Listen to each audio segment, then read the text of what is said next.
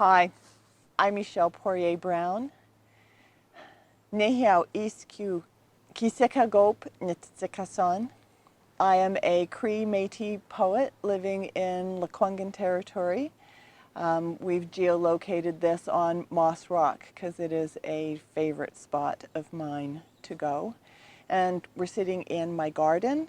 Particularly, I'm sitting on my porch because that is where I've written a lot of the poems I'm going to read today and where I do some of my writing practice. And I'm going to begin with a poem called On the Porch. And I'm beginning with this because although it is one of the more recent poems, it covers a span of some 30 years of events on this porch. So it's what we would call poem in parts, and there are 4 parts. On the porch, January, night, the children in their beds. She sits next to her husband, and he explains they'll all go camping, she and the children with him, a family outing they've never before pulled off, but that he thinks they'd all enjoy with his lover. In law school, she took up smoking. If you smoked, you were in the smokers' study group. When she needs to, she still lights up.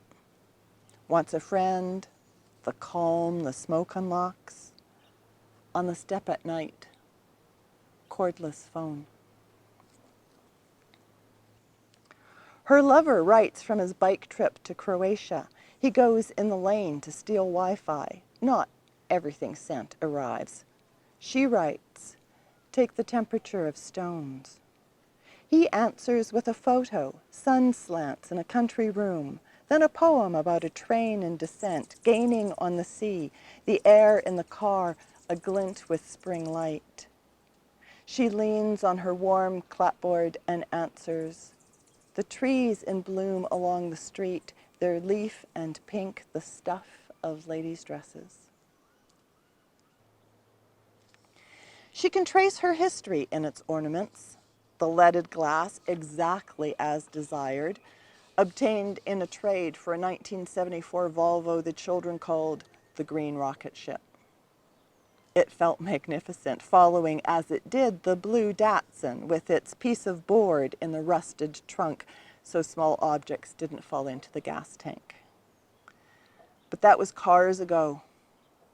The glass, it's gray and clear, a perfect petaled fleur, still satisfies. Below, the long black lion, iron circle through his jaw, glows gold against the fresh black door. From here, she hears the world, the neighbor shoveling gravel, a helicopter over the harbor, a wet and throaty, I don't want to, down the street.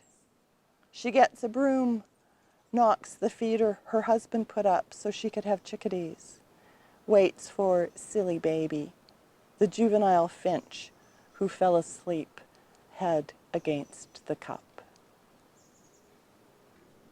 So this poem was written on the porch, but what I was meditating on while out there was my fruit bowl. It's called Before the Open Refrigerator Door. It is worn ground, this question, fruit or vegetable. The icons on the drawers are clear, taproots, flowerets, and balls of leaf, although actually leaves of any kind, and any sort of plant that might, had it not been picked, have blossomed. Green onions, say. They are all, icon indicated or not, vegetables. Fruit follows flower. It is a question of preservation, this apprehension of flesh. Tomatoes in a bowl keep them from mealiness. Shallots in a dark, separate from the perceptive eyes of russets. Such a complex matter, this orchestration of gases and their effects.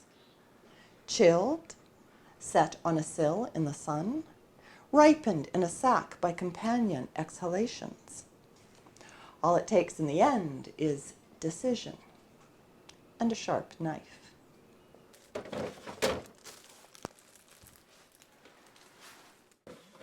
This poem is published in the winter 2020 edition of Grain.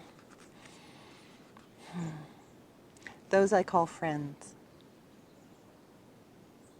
There is in me something immutable, placed there, locatable, if I breathe just so. Heaven is the light between the hairs on the borage, the taste of that blue silk. Heaven is the memory of women whose necks have taken my cheek, ribs have risen beneath my arms, women who slake a thirst in me by talent or a bright edge, by a look direct to my eye, women whose wit or willingness feeds me still. They are here, along with the drill of hummingbirds, despite the ragged caw of crows. What has been unwound lies loose. What has been joined knits still. And they are absent, sting on the instinct to long for that nectar. To be washed of this longing for the imaginative, for the magnetic, to become a woman who eats plum cake, drinks tea, arrives clean, armed with rhubarb, heart dry from the long, low burn of loyalty. I'm reading a poem called Two Mornings, 2018, that was published in this League of Canadian Poets chapbook, I Am What Becomes of Broken Branch, where it was printed as Porch poems. So this poem is a diptych, a poem that has contrasting sides with a hinge. That's the thing about a diptych. And it's called Two Mornings, 2018. Donald Trump is in a hotel room in Singapore. We could be hours away from a nuclear war.